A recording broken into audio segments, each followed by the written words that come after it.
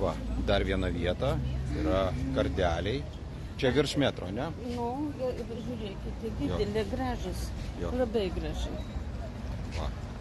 Tai toks kardelis kainuoja 2 eurus, ne? 2 eurus. Taip.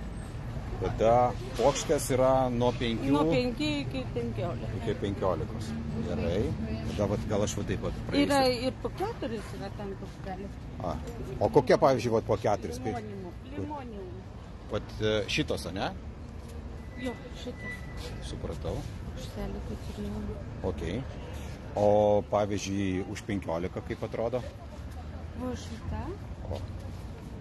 Čia už 15. Ir šitą didelį, ir čia po 11. Čia po 11 jau, ne? Supratau. Ir sakėt, va ten tos gražios, tos gėlytės baltos. Jurginai, po pusantro daug, tai po euro atiduosiu. Supratau. Toj sekundėlė aš pradėjau uostyti, ne?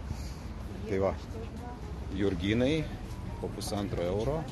Jeigu imsi daug, tai atiduos ir pigiau. Tai va, tokia apžvalgėlė. Čia gėlės prie Zaros, Vilniuje. Gedimino prospektas, Gedimino 18. Zarai. Čia buvo Zara когда-то buvo. O tai ką, jau išeina Zara, ne? Ai, nu va, tai Zaros jau turbūt jau nebebus čia. Tai čia prie buvusios jau Zaros. Tik tai va čia sužinojom, kad jinai išeina.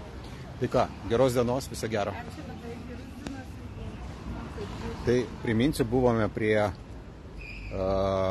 turgelė, gėlių turgelė, prie Zaros. Čia Gedimino prospektas, Gedimino 18, buvęs vaikų pasaulis.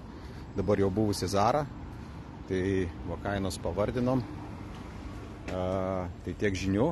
Jeigu matėt įdomesnių, geresnių vietų, būtinai pakomentuokite. Šitą informaciją aktualiai, rytoj vaikučiai visi eis su gėlytėmis. Ate.